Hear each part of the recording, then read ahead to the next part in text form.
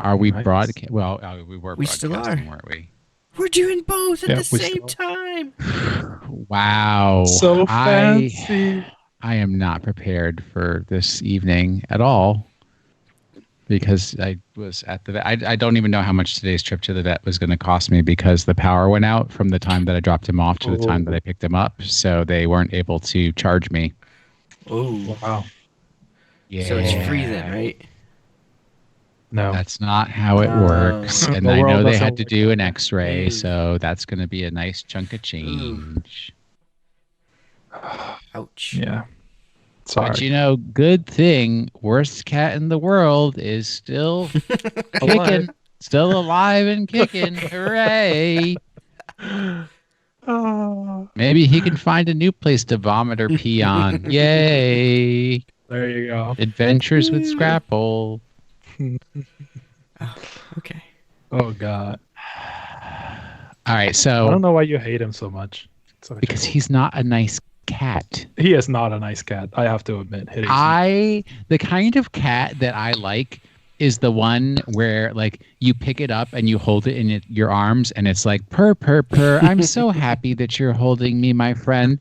Or you sit on the couch to do some knitting and it's like, may I please curl up in your lap and snuggle with you on the couch? Or you go to bed and it's like right next to your head and it's like, you're my friend and I want to be close to you. Scrapple does none of those things. You just described Tanji and Maga.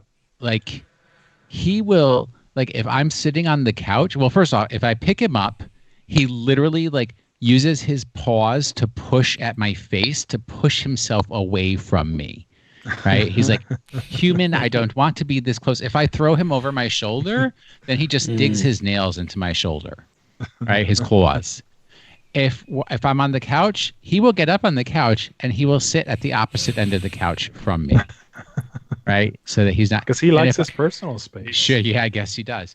And then like if I'm in bed, he'll get up on the bed, but he'll always get like behind me on the covers so that if I try to like turn or move in the middle of the night, it's always like there's this weird weight in the way of me being able to move my legs. What is that? Oh, it's the cat. And if I wake him up, then he's going to walk over to my head and pace. That's why I spend thousands of dollars to keep you alive. Because that's what I need in my life. Oh, God. He's behind you because he's always alert that you're trying to kill him. He's right. He is right next to my desk right now because for some reason when he's chosen that as his sick place. So he's just like laying there being sick. Poor kitty. Oh God. Anyway. So what? No, don't worry about it. I was gonna try to build a premium deck. Oh. I haven't. So close. We're so close, people. We're almost there. I'm so distracted by actual life that card games have kind of taken a backseat. Plus, my bike. I did a 25-mile bike ride on Sunday morning. Ooh, nice. Well, did I see? It's like I never know who I told what stories to. Like the worst was on Saturday, where I saved up all of my calories, and I was like, I'm gonna have a huge number of calories available. And I'm like, all right, I'm going to take my bike over to Raising Cane's, my favorite chicken restaurant in the whole world, next to the Korean chicken restaurant that always gives me the poops. But the chicken is so good, it's like you just deal with the poops anyways. So I'm going to go to Raising Cane's 10 miles away. 10 miles, it's like if you have to walk it, right, that sounds like it's bad. But when you're on your bike, that's not so bad. much. That's less than an hour bike ride. So I'm going over there using Google Maps because Google Maps has bike directions to get to places which Apple Maps doesn't. I don't know why Apple Maps, you can't just get on Google's level, please learn some bike trails. So got lost because I misinterpreted what the Google Maps was telling me. Took an extra 2-mile detour, whatever, to get to. Anyways, I got there hungry because I had all these extra calories I hadn't expenditured. The line of cars around Raising Cane's to get into the drive-through wrapped around the building twice. And I was like, I'm not going to stand on my bike in that line of cars and wait another hour to get your chicken. A Caniac combo, as delicious as that is. So I turned around and went back home. That was my first getting lost. And then on Sunday, I just decided to do a loop of the entire city of Minneapolis, which was, 25 miles. And I got lost at a certain point on that particular trip. But eventually I found my way home. So I'm finally here. Have you guys done anything besides play Zero? Cole, you go first. I mean, I haven't been playing that much since the Grand Blue event calmed down or ended. I haven't played it too much. I've been going through all my old cards and putting all the clans that I want in like binders and getting rid of multiple copies of cards, stuff like that. I'm doing that for all of my games. So Vanguard's almost done. Then we're gonna move on to Mega Man and then Chaotic after that. It's too much. Nice.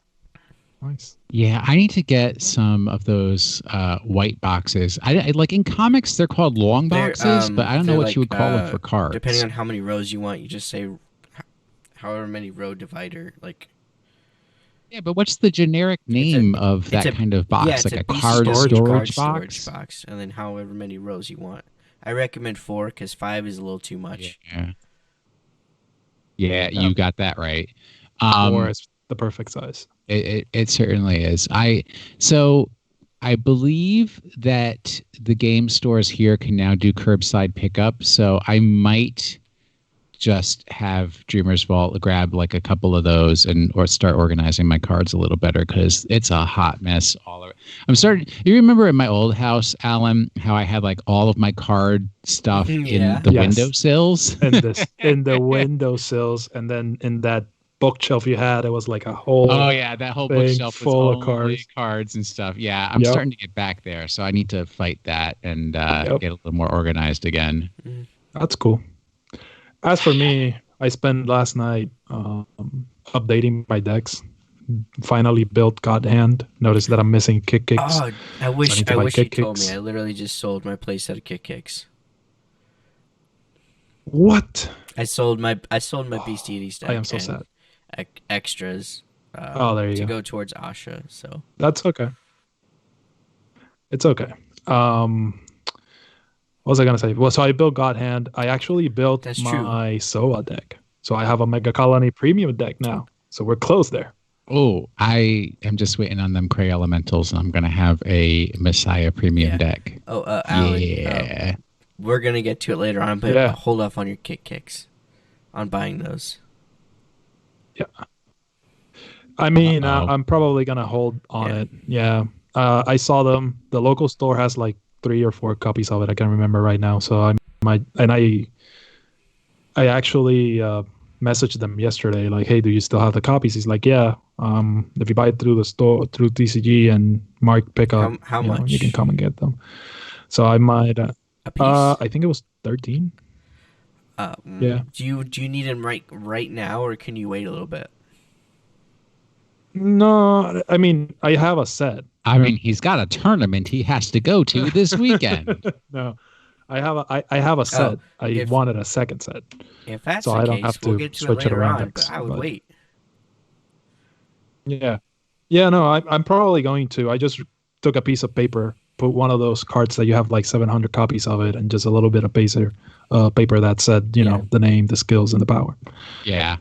Because cool. I'm not playing, so it's like whatever. And if I am going to play that deck, then I'll just move the actual kicks into it. Yeah. What else did I do? Oh, I did the character fight thing. Oh, that's right. We're going to talk about that later. We're gonna talk about that later.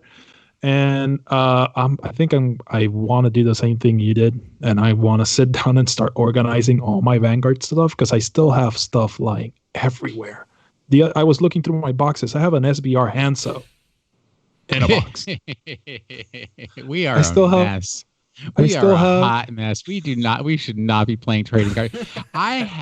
Okay, this is how bad it is. All right. I have an empty Puffs Plus tissue box full of Magic the Gathering cards. And to make it even sadder for you, they are sleeved. They are sleeved, and I tossed them into a tissue box. Why did I toss them into a tissue box? Because Pukey the cat was looking for places to throw up. And I was like, well, that pile of Magic cards just sitting out bare naked on the floor is a prime spot for Mr. Applechucks to let loose. So, oh God, let me at least get them protected by a tissue box. That's funny.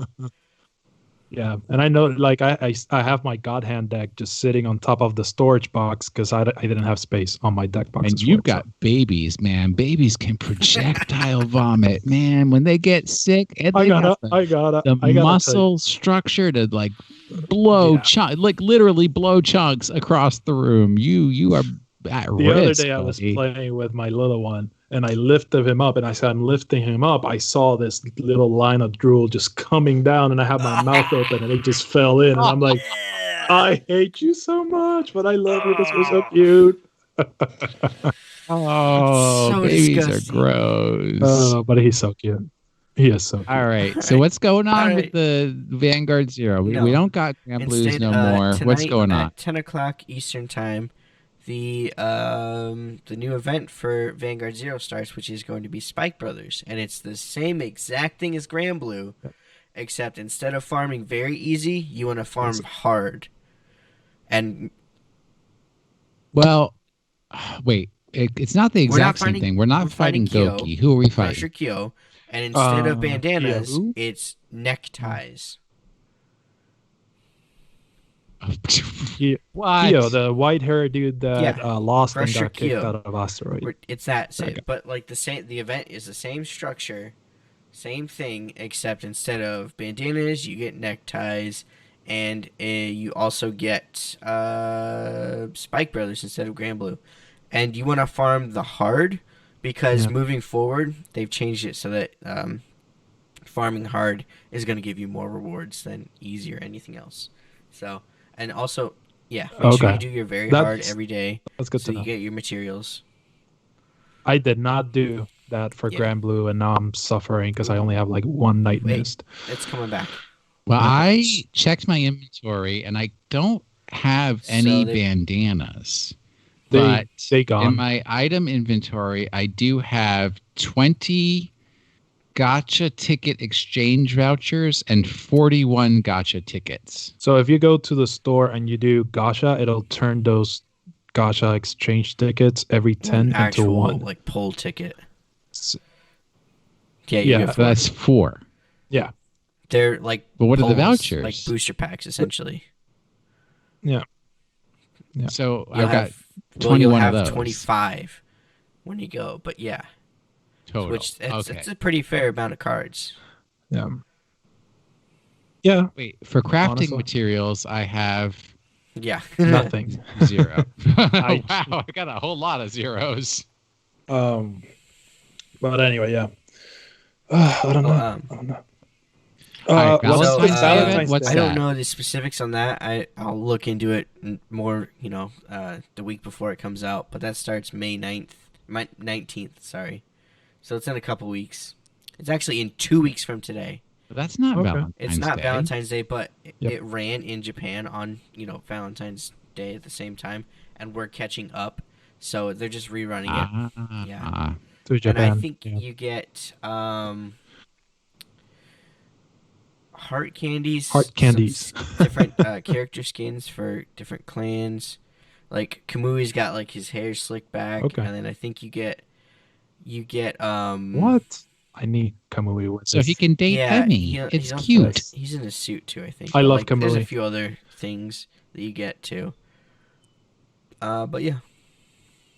For those that you don't know, Kamui is like he's my dude. He's your my avatar? favorite character. Yeah, the great Kamui.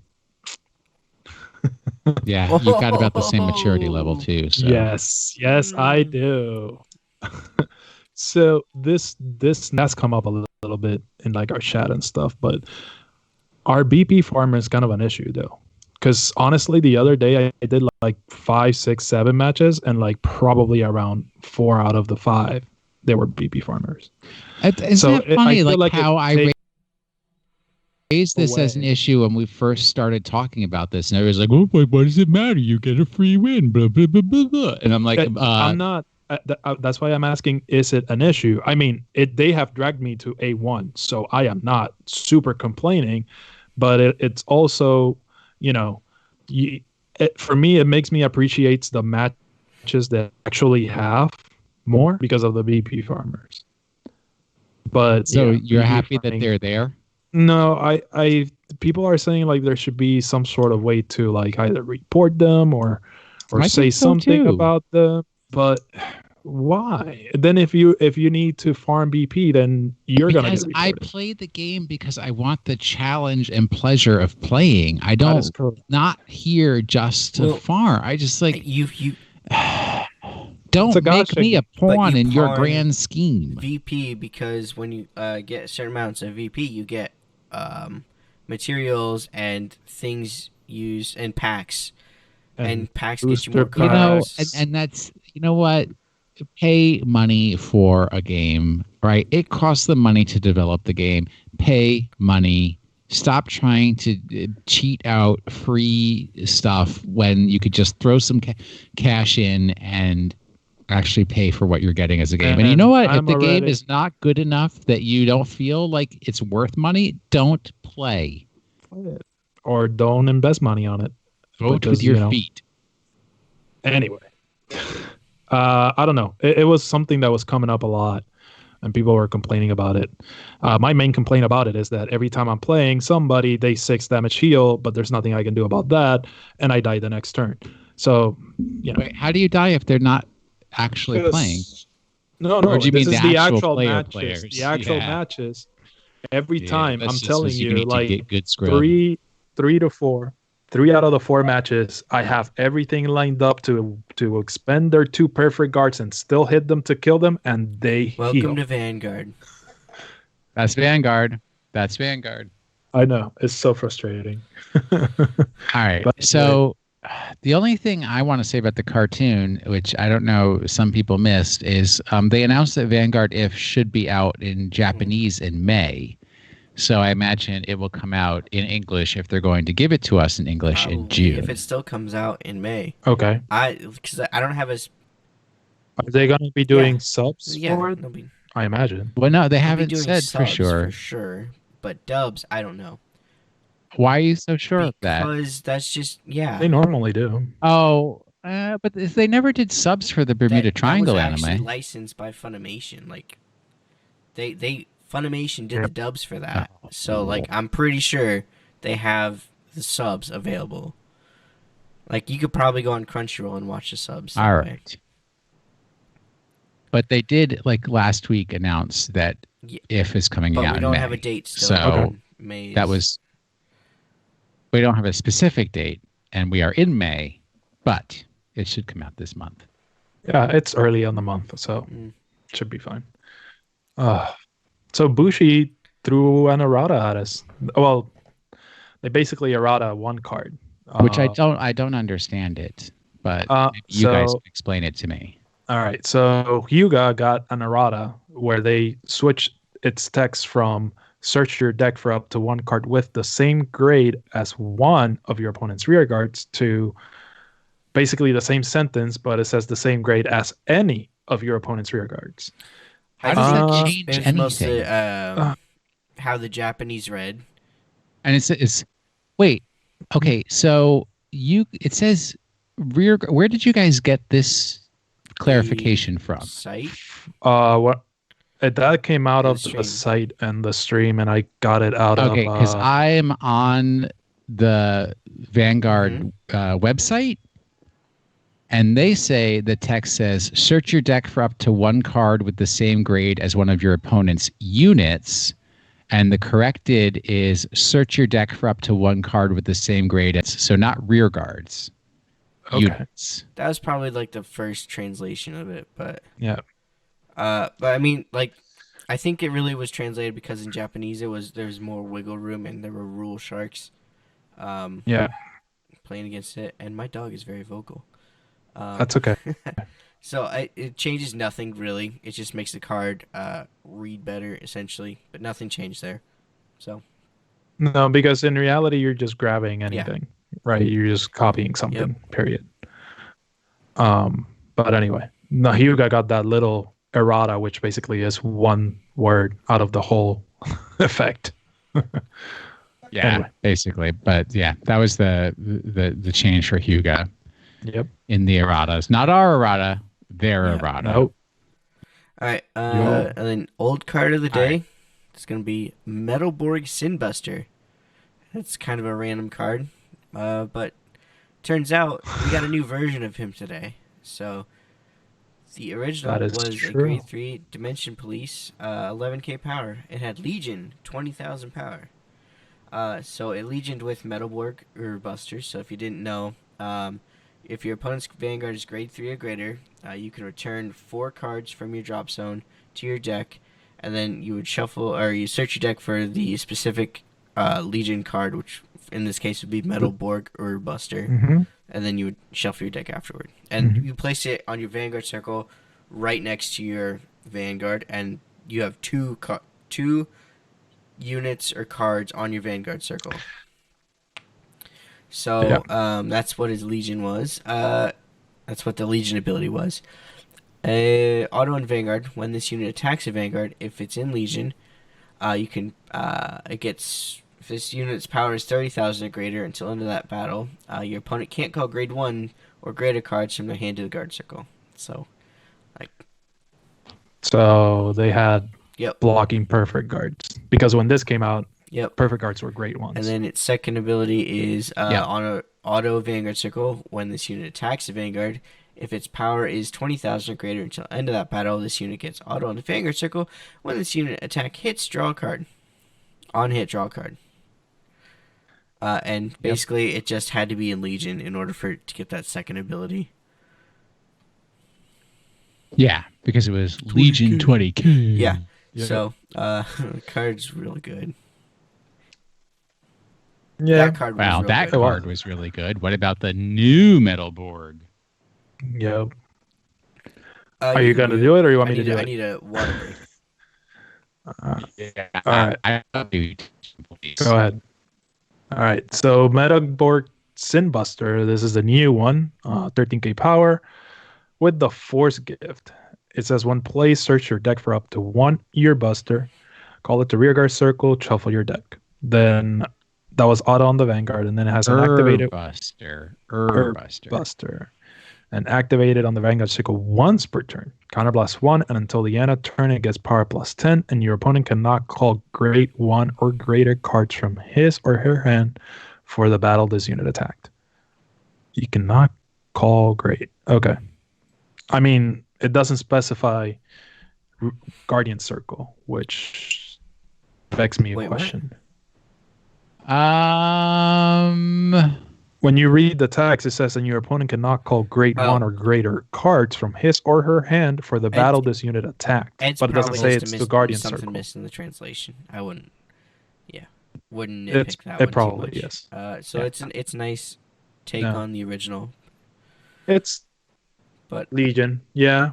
I mean, you do lose the 4 cards from the drop zone back into your deck, which was basically one of the reasons you played Legion. But it still lets you search for one, which is good. It lets you feel the field. We're going to talk about Urbuster, the new one, and that card's actually really good. So we'll get there eventually, but it's nice. I don't think it's that great.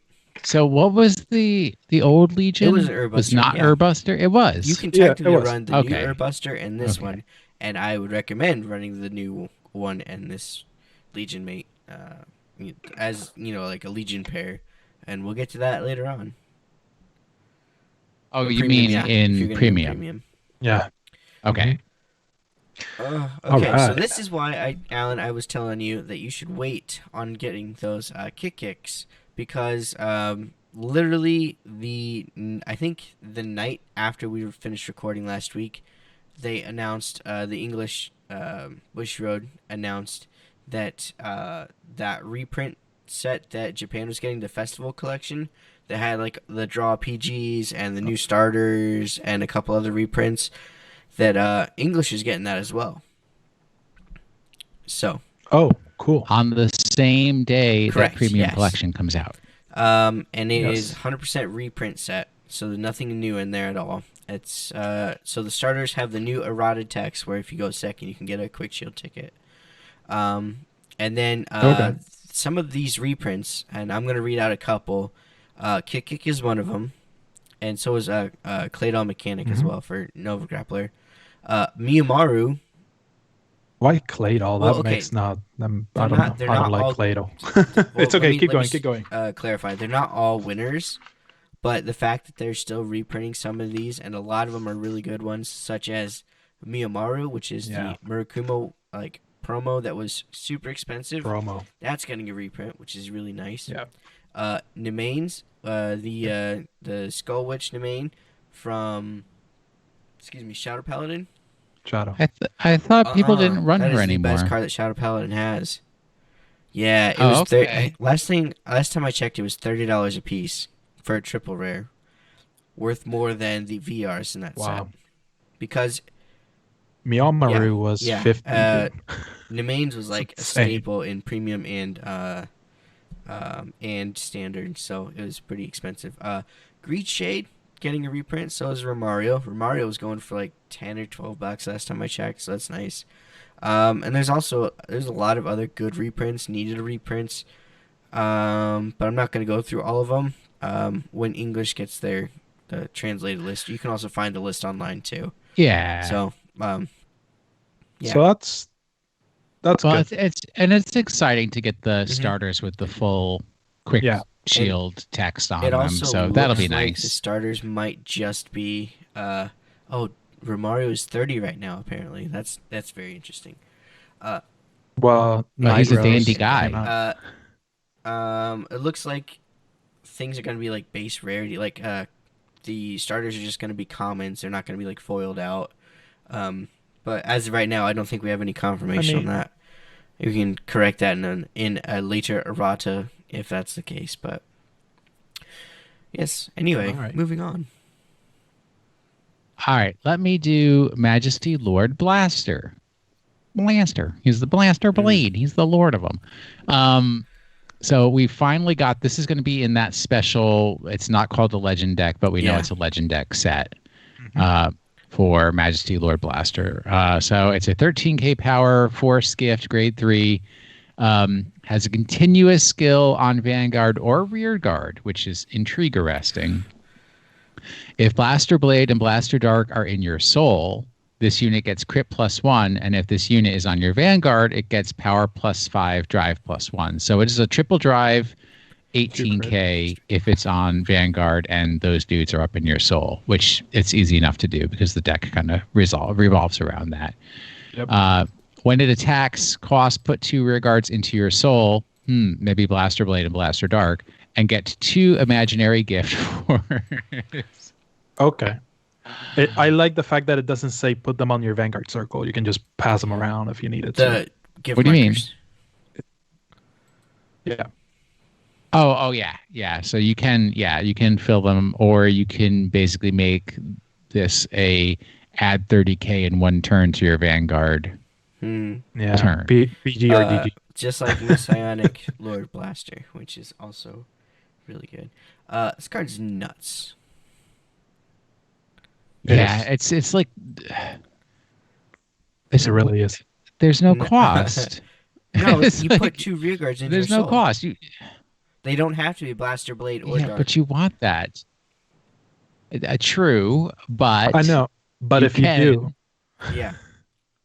So if you don't have it in your soul, when you're attacking, you basically put them into your soul and automatically activate the first ability. You get the +5 and the drive +1. Yep. And yeah. Yep. So it's like you can have them on the field, have them attack, exhaust that option, and then just shove them in your soul and make this unit a tank. The power stays on both players' turns. And on that Vanguard and Rearguard. So you can just be an 18k body on the Vanguard, which shuts down a couple of decks. So that's really rude. Also, the fact that it's on the Rearguard circle too is pretty sweet because you can use it in a lot of other decks. Well, in the Rearguard circle, it does not get the power +5. Yeah, it only gets the crit +1. Blaster Blade, right? Oh, a Vanguard Circle. Sorry. Yeah, nope. You're right. My bad. But still, the fact that this works on the Rearguard Circle as well, because you can use Messianic Lord Blaster. I mean, it is on the Rearguard Circle, and then it gets another crit. Especially if you're on Force 2, you can do shenanigans. That's what I was gonna say. Which is really nice. Yep. Super damage pushing and guard or die type of mechanic. I like it. I like it a lot. I do like it a lot. It's also this new set that they just Butterfly and Magic under Moon's Shadow. I don't either. I don't like that name. It's possibly one of the worst names that they've ever had, and they've had some pretty bad names. What was the set? Well, that was Pale Moon, I think, and it was my god, it was something Moonlight. Rummy Labyrinth. Keep going. Rummy Labyrinth. That thing. I mean, Rummy Labyrinth is fine. Something under them. Anyway, so this set releases in Japan supposedly July 31st, and we talked about it before, but it's got Pale Moon, Dark Regulars, Murakumo, and Grand Blue. We also now know that there are 5 VRs in the set for the 4 clans, and overall there's gonna be 34 SPs. So I'm. My wallet cries. I can hear it. It's not a pretty sound. So the units are going to be Masked Magician Hari and Silverthorn Dragon Empress Venus Lukier for Pale Moon.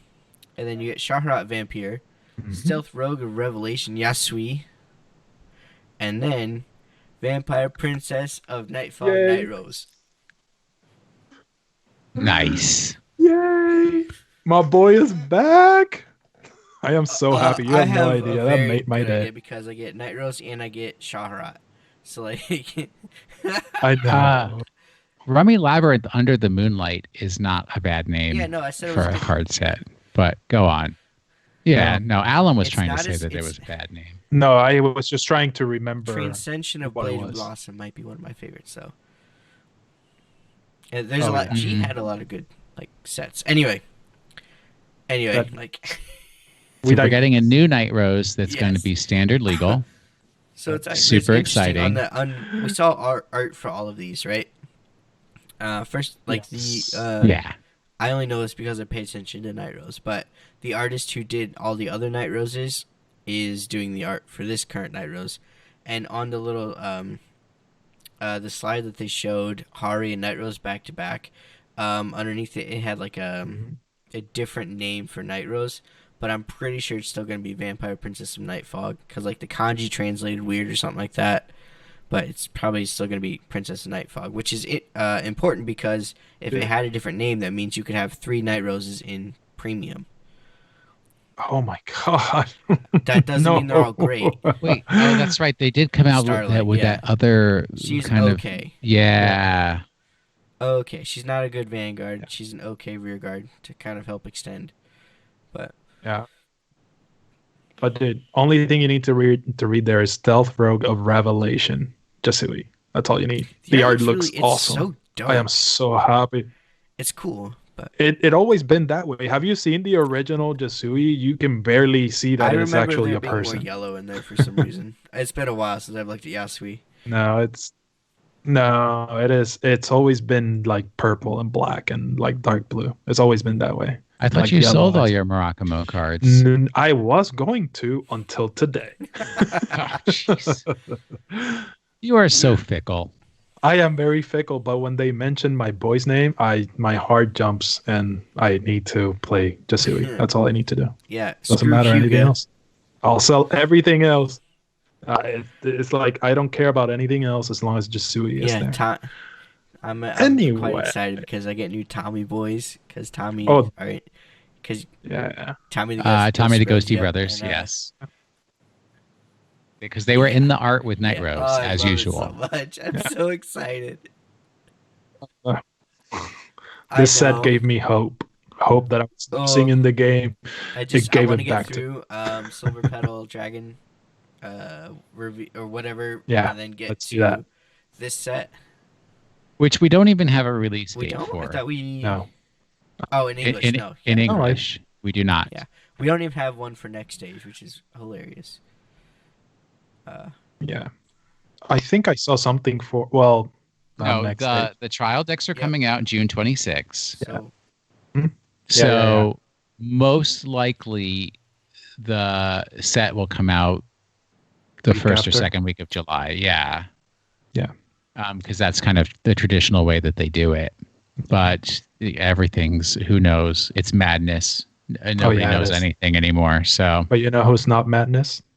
This black dressed outstanding deity, black, bro. This is a great 3-dimension police with a force gift and an act on the Vanguard circle for once per turn. Counterblast 1 and 3 of your front row get power plus 10. Oof, nice. And then at the end of the battle, another out on the Vanguard circle. At the end of the battle attack, look at the top 7, reveal up to 1 grade 3 from among them, put it into your hand, shuffle your deck. If your opponent's Vanguard is grade 3 or greater, discard 2 cards from your hand to write a grade 3 other than black from your hand as stand, and that unit gets power plus 10, drive minus 1. Oof. Big oof. How does this would work with something? Well, you really want Die Liner as as you would write this and then Die Liner? I don't know. So because Die Liner is the one that gives your grade 3s shield. Correct. I don't know yet until I see Grand Gallop, but like, I mean, it might be something completely different from what we have now. I see this as being like your first ride, and then using his skill, you might ride Die Liner on top of it or something. That's how I saw it. And then you could do shenanigans with the ultimate great Dayush, whatever his name is. The VR, the first VR for Dimension Police and whatnot, which unfortunately I have purchased those, and they are coming eventually. So, because I don't want to get behind and have like a Romario situation where I'm paying $30 for a triple rare that I need. So I'm trying to like hit the curve ahead of time.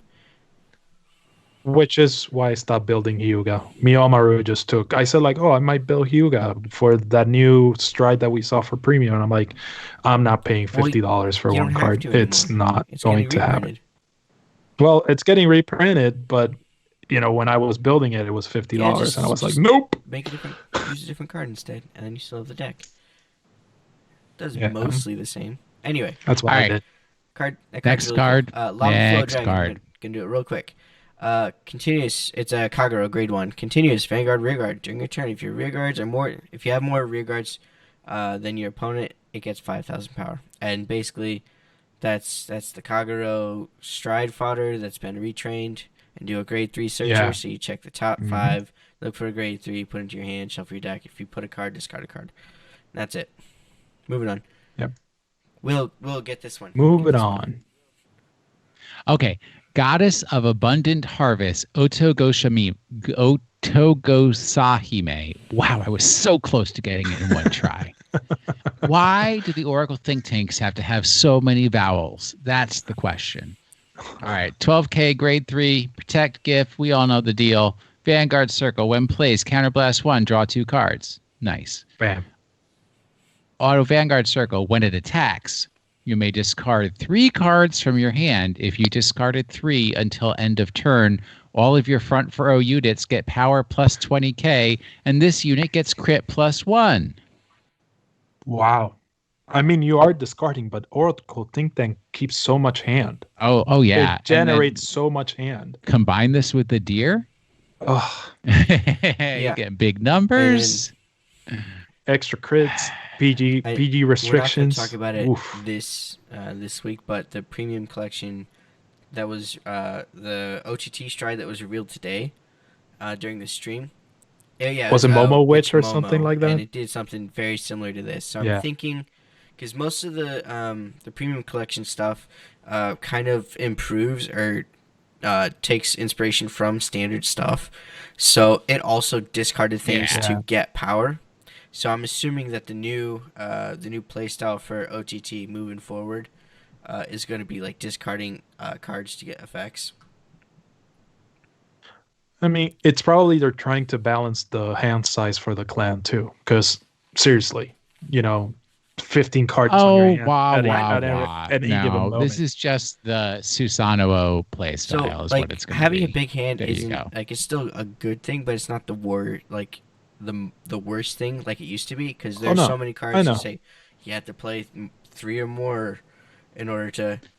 Yeah, guard with 3 cards at a time, that kind of stuff. Oh, well, are we talking about my boy? We'll get there. We'll get there.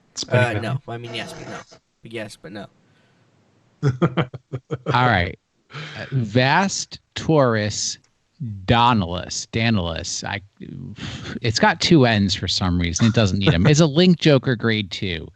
Continuous on the rearguard circle if there's a total of 2 or more face-down cards in any fighter's bind zone or circles. This unit gets power plus 10k. It's a 20k rearguard, like easy, all the time. Yeah, and did you see that Cray Elemental where you can bind it rather than taking a damage? We're not talking about Cray Elementals anymore. Okay. I can get all kinds of face down stuff here, there, everywhere. I like it when cards are face down because they make the backs of those cards so pretty. Why wouldn't you want face down? The front of the card that are ugly. The Vanguard thing on the back, pretty. Put sleeves to cover it up anyway. Metalborg Herb Busters is great too. We were talking about it earlier. 10k power, Vanguard Rearguard. It's also great too. Yeah. When placed, if you have a Vanguard with Metalborg, just straight up Metalborg, in its card name, you can Soul Blast 1, choose one of your opponent's rearguards, snipe it, retire it, and this unit gets power plus 10,000 until end of turn. So any rearguard we get to choose too. Rearguard. That's better than Blaster Blade and Blaster Dark. It's better than a lot of things, actually. It's really good. So you use that, good. And then if you do the Legion in Premium with this card, when it gets the power, the Legion will get the power as well. So it would be a 30k. Yeah, it's automatic. Soul Blast 1 to retire and then get power. Like that's such a not a cost. It's really good. Card's really good. But it is specific to the Metalborg archetype. And as of right now, we only know him and the starter and the Sinbuster. Those are the only in standard. Yeah.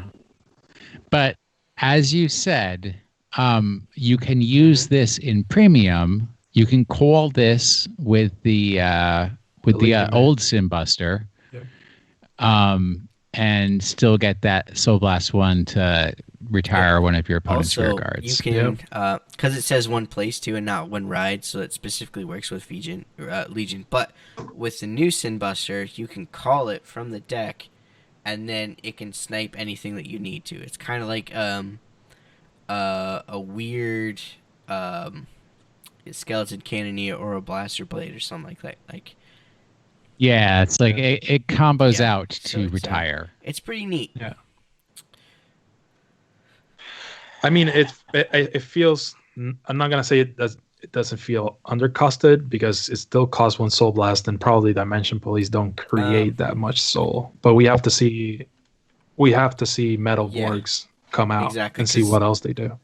Well, I don't know. It's going to have so many grade 3s, right? You have no reason not to keep writing and and there's a lot writing of and writing. superior writing happening in Sure. Dimension Police, but that those happen during the battle phase, and that's usually afterward, so you can't take advantage of that turn. And also, I think part of the cost is it being locked to a Metalborg archetype, and not a Cosmic Hero, which is a little frightening because I don't think there's a ton of cards in this set. So, what about Enigmans Enigmans? too? Probably not going to get a lot, but anyway. So Bushi gave us sort of like a new ban list for premium and standard. Did that come out today? It doesn't Cinco take de effect Mayo until the 22nd, I think. 20th. 20th or May 20th or 22nd. Yeah. Yep. Cinco de Mayo, not Mexican Independence Day. It's a whole other thing. Yes. But I hope you're enjoying some margaritas, Latin-inspired foods. Oh, I would murder for a margarita right now. I know, me too. But anyway, for premium, they completely banned Untainted Holy Damsel Green Katrina. Like they went from 4 to 0, and the reason they gave was unplanned powerful interaction with the new Inez. The new, which comes out in the Asha next stage. It's yeah. Wait, no, they banned it. You just said they unbanned it. They banned it. They didn't realize how strong it would be with Inez, and also with the new Cray Elemental. What is it? And it set Cyclone. The Stride, I think, or it's they didn't realize how potent that combination was going to be. So they preemptively banned it before it actually came, or before that set comes out. Yep. Became a problem. You know what else they preemptively banned, and I'm not happy, but I'm kind of okay, but I'm also not happy about. In Standard, Violence Flanger has been banned, which if you Flanger, Flanger, 100%. Yep. Because banned. Yep. Yeah. Also, Variance Hardleg banned. I don't. What does Hardleg do? So Flanger is the grade 3. Was it a common, or was it like it was a common? It was the one that looked like a Frankenstein, and it was basically the original finisher for the Grand Blues. You would Soul Blast a grade 3, and then you discard however many cards, different grades from your hand, and then for every grade you discard, your opponent can't guard with that grade. So you generally would get rid of a 0, 1, 2, and 3, so they can't guard with anything. In the first wave of Grand Blue support, it was not easy to get out because you just couldn't keep your hand, and it was hard to keep all the specific pieces. Then Greed Shade happened, and Ripple Banshee happened, so drawing was just so easy, and anything that you didn't have, you could Greed Shade to get the piece, play Greed Shade, get the piece back. So it was pretty easy to do. But because it was still pretty easy, Grand Blue didn't do much in Standard. Variance Hardleg in Dark Irregulars, on the other hand, is a grade 2. I believe he's a common or rare, but if your soul has 3 cards with 3 different names, 3 different cards with 3 different names, and then a total of 9 cards, 3 of each, whatever, then your opponent has to guard with 3 cards or more from their hand. It's a common. It's a common, actually. So it was really annoying, and so was Flanger. Like, I'm not gonna lie, they're annoying cards, but it's also that was their win conditions, and so not having them is really gonna neuter the decks. But also, they're getting new support, and the reason that they said that they were banning those cards is because the next set is gonna make things even easier for those conditions to be met. Or they're just going to affect them in a really weird way or an unfair way. So they're just going to preemptively ban them. Yeah. I mean, they're probably banning them. They're going to see how it goes, see if what they were fearing, it's actually, based on something. And if probably, next ban list, if it wasn't what they planned, they're probably, give some of them back. Probably not all 4, but they'll probably give you something back. What I don't understand is why are they banning them now? When the set doesn't come out for another 2 to 3, 2 months. Like probably 5 or 6 months.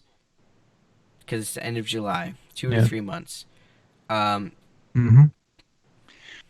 I think it might be so that when they start doing reveals, people don't get all hype and they're like, "Oh boy, when you can do this with Flanger, blah, I can't wait." Da, da, da. Yeah. And then like the set comes out, and a week But later they're like, "No yeah, sure, Flangers sure, sure. Those are anymore." also commons, and like they're not they're not going to be hard to find. But like the fact that because both of those clans are protect decks, they are checks to the force meta coming up until the Yeah. whatever moonlit whatever set. Yeah. Yeah, Butterfly, yeah. yeah, magic under the moon, So something. that's why I don't understand. Like I understand preemptively banning it, but why can't you do that in like before it comes out, or maybe make the Now they have They're their season of banning. They have to slot things in yeah. for when the ban is expected to come out. Hmm. So that's kind of where it fit in the slot. And they just don't Yeah. want people to get excited for a combo that they know can't happen. And break the And game. then the people get mad because like it's like what happened with OTT where they had to ban something like right after it came out. And it's like, well, I just Yeah. invested all this money in those cards and now I can't play them at all. Yeah. maybe I don't know. So better just let us know ahead of time. Hey, don't jack up the price on flangers because you ain't But like gonna be also able to like I play can't that play the card. deck anymore. And it also like I could play it, but I mean, you can with just a heart play leg. no, harder. I mean No, I mean hard leg for DI. Hard leg for that was DI what was made the the win deck. condition. Now you just have to get more. Well, you just have to get more inventive now because the deck is still scary even without hard leg. Rufus and NLK are still scary cards. Um, hard leg was the winning condition. I'll give you that. And you But still have like 2 weeks to play those decks. just play until you can play it anymore. Anyway, so what are our topic for tonight? All I'm right. gonna take Will's spot now. So That's fine. I need to go on vacation. we last week I mentioned that we were gonna try character fights, and for those of you who don't know, character fights it's essentially just solo Vanguard when you're playing against a sheet that has scenarios kind of like predetermined, and then you roll a dice and you see what happens on the scenarios.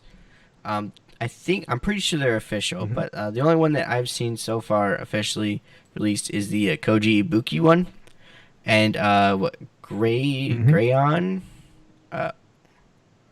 Yeah, one of it's yeah the Ibuki and leader. Rayon. And let me I forgot to pull it up, but basically it's your their Vanguard is just gonna keep attacking you, and it's set up pretty Mhm. cleverly, but also a little confusing at first. Here it is. Okay. Yes, All right. Cool. I So have it at open the too. very top of it, it tells you what gift it's gonna be, and for him specifically, it's force. And so you get Mhm. a gift for every. Oh, it just tells you that's how force gifts work. But so in character Yeah, fights, you always go first. That's just how it's gonna work. Um, and yeah, it tells you what grade your opponent's gonna be at and how what power they're gonna be at for that grade. So because you're going first, you're going from 0 to 1, and then basically you're past the turn. Then your opponent goes from 0 to 1. So then this specific fight is going to be 8,000 power. Um, and for every yeah. grade that your opponent's on, that's how many attacks that they have. And basically, we'll go through Mhm. your phase. You do your normal, your stand phase, your draw phase, your ride phase, your call phase. But when you go to attack, that's when things get a little bit different. So you build your columns, whatnot, and then you're going to say, like, let's say my Vanguard is going to swing for 13,000. So then, if, let's say you're Yep. at, well, you wouldn't be 13. If he's a grade one and you're at 13, the difference is gonna be 5. Okay, Let's so just yeah, leave it 13 like that. power, and then your opponent is at grade 1, so the difference is 5,000. So at the bottom of the sheet, there is a area where it says if the difference of the attack is 5,000 or less, you have to roll a 1 or a 3. So you take a 6-sided die and you would roll it, and then what you get from that would determine if the attack was successful or not. And no matter what, you still get your drive check afterwards. So there's a little bit of a gray area, which we'll talk about later. But so basically, you would roll, and let's say that you needed to roll. You need to roll a 1 and a 3. So you roll it and you get a 4. So the attack doesn't go through. So then you get a drive check and you got nothing. The opponent didn't get any damage. But let's say that you did get a 1 when you rolled. So the opponent would take damage. When your opponent takes damage, they immediately get 10,000 power. So it's like they got a trigger check. So it's very similar to how Vangaurd Zero works as well.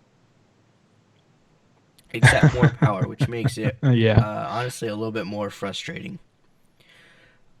So the well, I mean, a trigger check is a trigger check, so yeah, but on every time you touch the Vanguard, they check a trigger. Take damage, they get a trigger, which is a little frustrating. Also, the higher the power difference you can make, the more likely the attack is going to hit. So. Trust me, I understand. There's 3 different thresholds that you need to hit. The first one we said if it's 5,000 or less than 5,000, you need to hit a 1 and a 3. If it's 6,000 to 24,000 difference, you need to hit a 1, 3, or a 5. So for those of you at home, the first one is a 33% chance to hit. Second one is 1, 3, and 5, which is 50% to hit, and then 25 or greater difference is 1, 3, 4, and 5, which is 2/3 difference, so 66%. However, on all of those, if a 2 or a 6 was hit or was rolled, the attack doesn't go through, and I liken those to being perfect guarded. So the opponent just straight up nullified your attack. So what's unfortunate is if you do a roll, like let's say the 13 to 8. You're attacking for 13, and then you don't roll what you needed, and you then get a trigger check.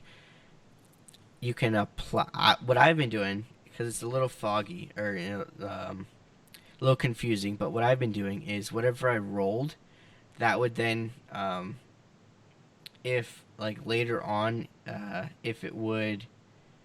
Oh man, what did I do?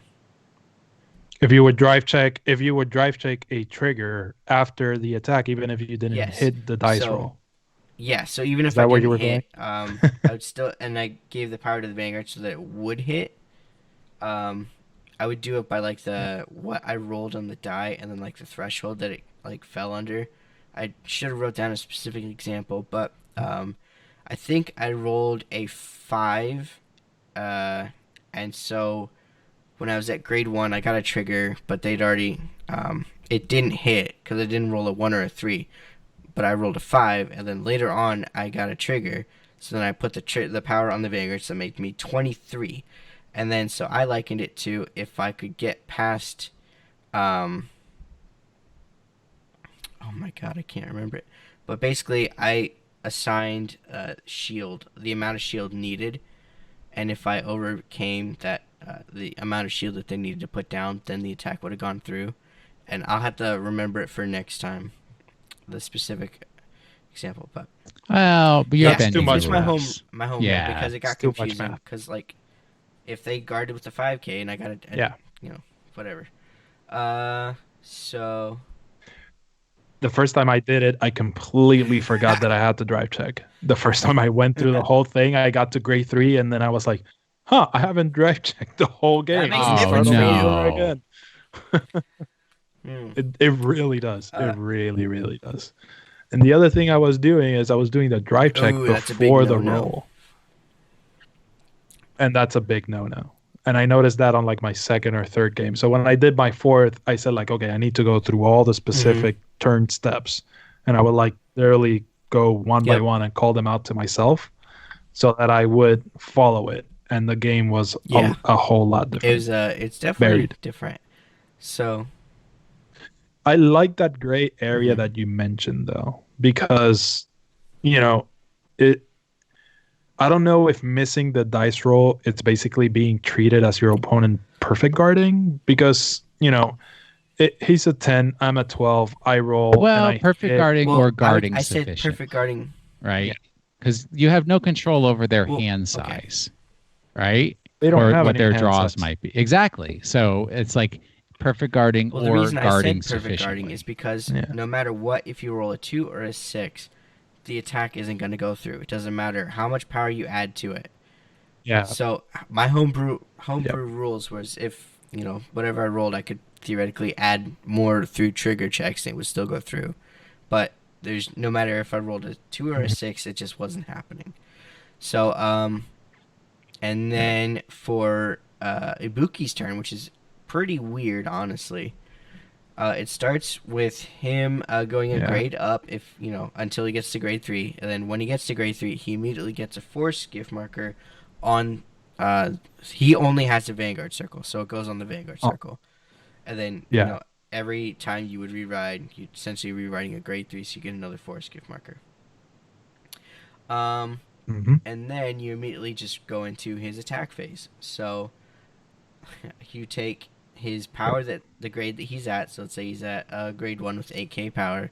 If any force gift markers were there, you would add that to it, but it's not, so it's just 8k.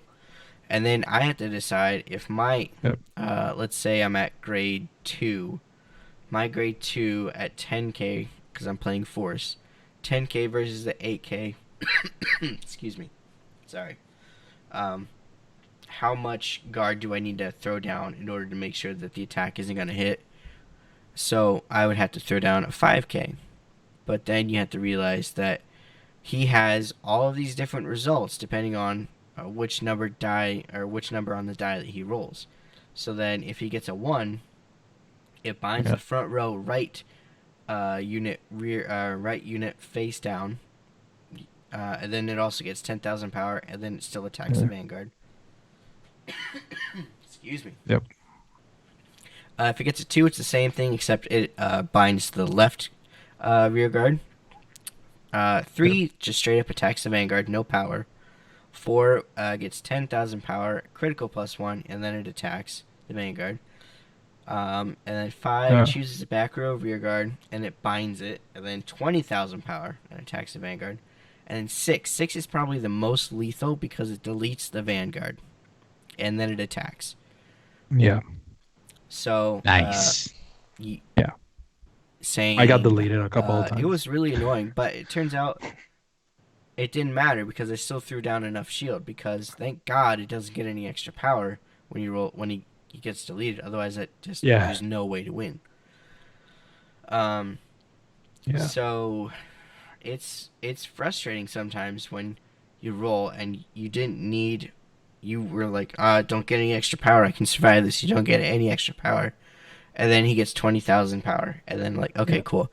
But what's really annoying, because he has so many attacks as whatever grade he's at, when he gets to grade 3 and he rolls a 5, which is the 20,000 power, and then he rolls another 5, and then he rolls a 4, which gives him 10,000 and a crit. And there's just nothing I can do. I've literally run out of guard in my hand, and there's nothing I can do. So it does. His numbers can become brutal. At least for this one, they do become brutal. I mean, the 10,000, the first 2, the 1 and 2, not so much. But when you start rolling 4, 5s, and 6, oof, they hurt. Well, just roll better, dudes. Hey, I literally bought casino dice to play this because I wanted to see the big numbers. I also bought them for Warhammer because I wanted to have be special little snowflake and have super big dice. But his turn, like I said, I got deleted a couple of times. My main thing was like, at first, before you just say, oh, I just printed it out, I'm gonna sit down and play it, I would say go through everything, read everything, get acquainted with the whole paper, the whole turn, the opponent's turns, how much you need to roll and all that. I mean, you will have the paper to look back and say, okay, I need to roll a 1 or 3 or 1, 3 or 5. But get acquainted, especially with the attack phase. Yep. You don't drive check before you roll your hits. Drive check after. But after the rolls and whatever. And always remember that he gets power if he gets touched. Yes, that's the most. You gotta plan your attacks. And that's very much like Vangaurd Zero. So if you're getting used to how that mechanic works, then it translates over. Yep. So my question is, all right, so the official one from Bushiroad is Ibuki. Have people come up with other ones? There's a subreddit dedicated to it. There's a template you can download, and then you can literally, put in all your custom information in, which I plan on making a couple. Hopefully this week, actually. So I'm really looking forward to it because it'd be kind of fun to do I don't know, maybe like an NLK version where. Oh yeah. But yeah, I like this. I think it's really fun. It is incredibly frustrating sometimes when you just constantly roll 5s. Can't roll. Yeah, it's so frustrating. But it was a really fun experience. Yeah, and it's. I gotta say, I do like I've told before. I goldfish my deck. I sit down with my deck and I kind of just go through like turns, and every turn I take 1 or 2 damage for whatnot. So this gives me that layer that I was missing, having an actual opponent. Even if it's decided by a dice roll, I still have an opponent. So stuff is that happening. You can't predict. Exactly. Yeah, exactly. And because when I used to go through my decks, it's like, okay, this turn I'm just gonna take 1 damage. Second turn I take 1 damage. Okay, he got to grade 3. Now he has like 3 rear guards, so I need to guard at least 1 attack, and I take 2 damage. So instead of having to do all that, the dice rolls are doing all that for me. So it really does like give me that extra layer for me to play test against. Like when I'm deck building for me, I find it to be a very great resource to see if my deck can actually handle, like the pieces are there and I'm getting the right mechanics off at the right time and stuff like that. So what I found, I've tried a couple different decks. I tried my Blade Master deck and I couldn't get past 1 or 2 damage. I just couldn't keep the cards in my hand because I have to use so many for Blade Master's ability. To guard. And then Blade Master's ability. And also for some reason, I couldn't get any perfect guards that entire game. So that went out the window. And then I played, what else did I play? It's on the floor. Oh, Genesis. Genesis was a nightmare. I got to 3 damage, but I ended being attacked for like 60k with the crit, and I had all grade 3s in my hand, like 5 grade 3s in my hand. Oh wow! And I couldn't do anything. That's no good. I whiffed on decay twice, and every time I used decay, I found the Valkyrion, but never any Astral Poets. So like I don't like that build, but I haven't had any like actual time to test it to like tweak it. But anyway, And then I played Maelstrom, and Maelstrom's actually won it for me, and I thought Maelstrom would be the worst, honestly. So the fact that he doesn't have any rear guards means that I can't do anything for retiring, because they don't do anything. Also, bind effects aren't going to do anything because there's nothing to bind. So there's only certain decks that... that's not as much that you can do back to. Exactly. Yeah. I mean, but at that point is when you start, adding stuff to it. So you can play the deck, When I played it, I played God Hand against it. God Hand, and a couple of Silver Fist, it gets that power that's needed to hit him, even if you kind of, hit him before. But at that point, I was getting all the power numbers, and I was not rolling the hits. Yeah. So yeah, I remember last night I had I think it was a 60 something hustler by itself without the boost. And I couldn't roll to hit. Yep. So yep. But like I feel is a great tool. I'm really looking forward to, even though we do have third party. I'm gonna call them third party, which is basically fan made ones. I really do want to see what else Bushi is gonna put out there for this, and I really hope that they keep doing it. I think it's awesome for those people that can actually make it to a local store to play, or you just want to play with physical cards during this time. When you can not do anything. Well, and it's a way of practicing, seeing what draws look like when you draw, what different hands look like, and what you might do as builds and combos and everything like that. Even if the opponent isn't as unpredictable and crafty as a human, your side of it is still, you're getting practice doing your part and practicing your combos, and that's a huge part of actually playing well. Is getting your combos down rote, so you don't have to think through, here's all the steps I need to take, because that you make fewer mistakes if you're just very automatic of I do this card, seek out this card, with this hand combo, this is the way I play it out, and then so it gives you practice doing that, which is really worthwhile. Important. I got close to that point with machinings at one point. So, all right, Alan, question of the week. Question of the week. Let me go back to this. All right. So last week we asked what did people think about the Bang Dream set, even though we only have Popping Party out. People were kind of reserving their opinions until they revealed everything. One of them says that they're just trying to kind of cast the net and try to bring people that are fans of Bang Dream to Vanguard, and they're doing it this way, which is a good thing. Trying to bring more people in is always good. And for me, I just feel like when they do this type of things, they're just kind of grabbing money from people.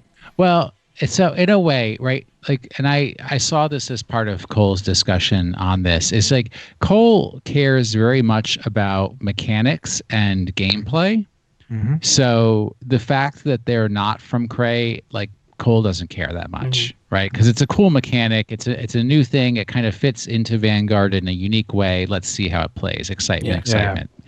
For me, I am much more about the art and the lore and the the story behind the game, and what does my clan mean to me, and how and I'm not in it to win it. Mechanics don't mean that much to me. Of course I have fun playing in different ways, but for me it's more of just how the lore is translated into the cards.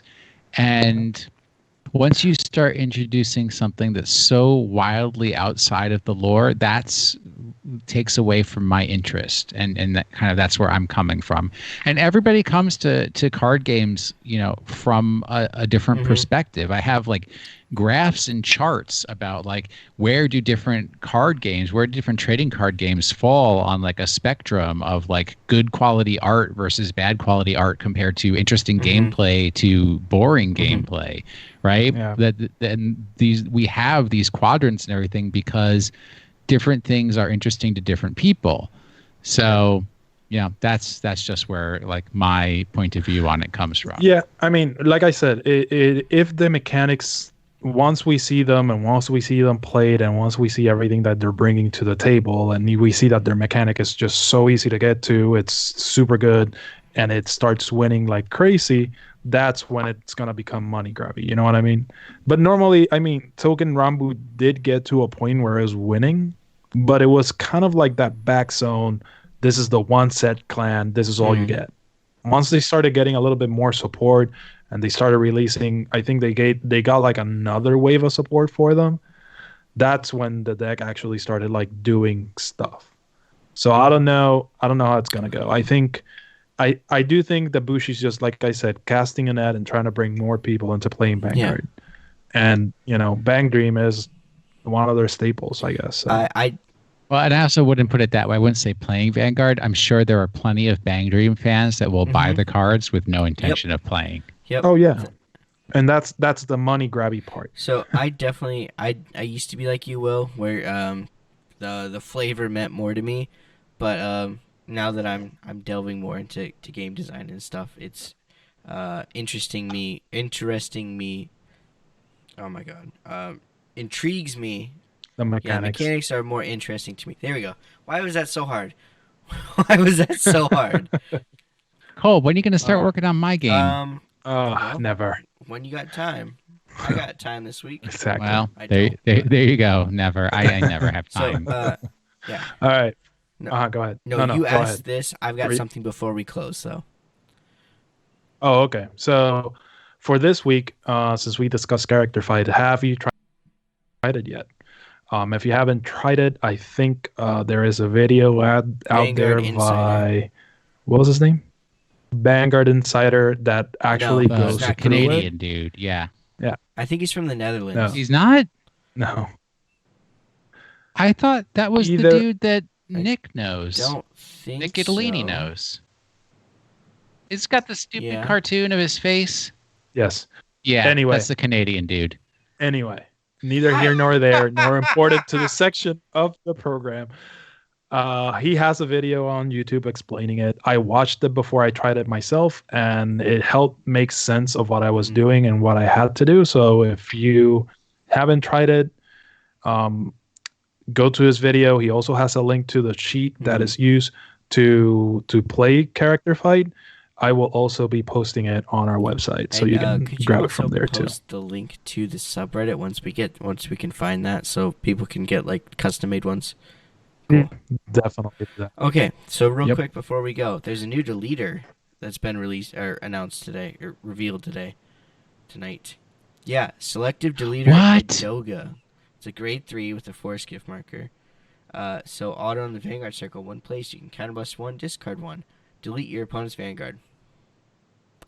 And then auto on the rearguard circle, 1 place, you can soul blast 1, your opponent's next end phase does not undelete. Oh my god.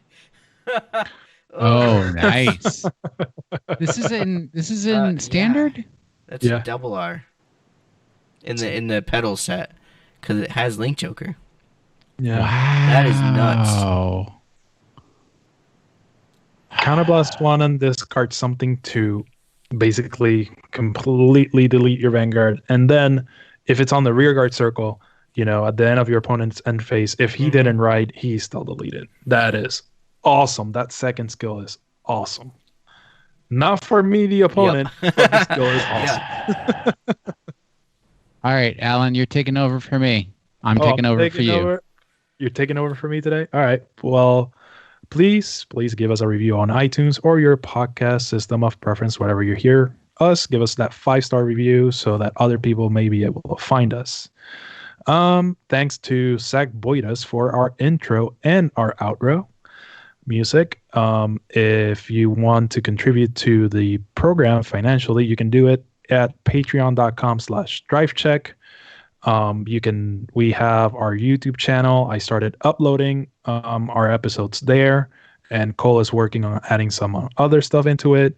Our website is drivecheck.net, and in there you will find all our episodes, a link to our YouTube channels, our Twitters, all of that you can find in there. I'll be adding that information for Character Fight later on today or tomorrow. And if you want to reach us via email, you can do so at drivecheckpodcast@gmail.com. If you want to reach the program on Twitter, is at drive_check. Myself, you can find me at Crutones. That is CRUTONES. I'm at Cole you guys. _McCune, COLE_MCCUNE. And then hopefully by tomorrow on Wednesday, the day after we record this, I plan on having the whole YouTube episode, or the whole live stream episode uploaded to YouTube. So you can watch us and all the crazy faces that we make while we're recording. And people can watch me knit. I've been throughout the episode. So if you'd like to reach me on Twitter, it's at @WashInTheSink. Thank you for listening to this week's episode of the Drive Check Podcast. Believe in yourself. That is the power required to forge the future. Which Nova Grappler is that? I think this is not a Nova Grappler. It's actually an Angel Feather. Electrum Elia? Yeah, it's a grade doesn't 3 angel sound feather. like It's an grade 3. angel? I was gonna say a grade 3 without a gift, but it is a premium card. It's a promo. It's Yeah, a look at that. promo. It's a V series, so it's like a card I have sitting in front of me What'd you right say? You cut now. out. It's Yeah. not a V series. It's a promo, dude. Is that not what we said? Auto on Vanguard or Rearguard. When another of your grade 3 Angel Feathers is placed on a Rearguard circle, this unit gets power plus 3k until end of turn. So if you keep placing grade 3s, it keeps getting plus 3k. Thanks. You're I not the appreciate worst, Cole. Not the best, but not the worst. I'm the worst.